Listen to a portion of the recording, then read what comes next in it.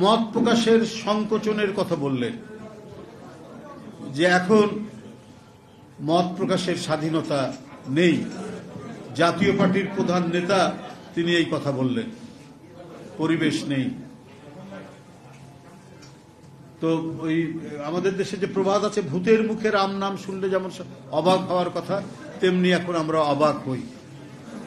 এরা গণতন্ত্রের সবক দেয়, এরা গণতন্ত্র শিক্ষা দেওয়ার জন্য আমাদেরকে নানা ধরনের কথা বলেন এবং বলেছেন।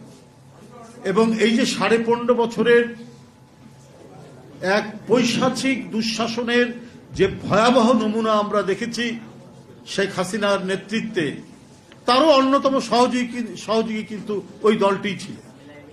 ওই দলটি সেই সহযোগী ভূমিকা পালন করেছে।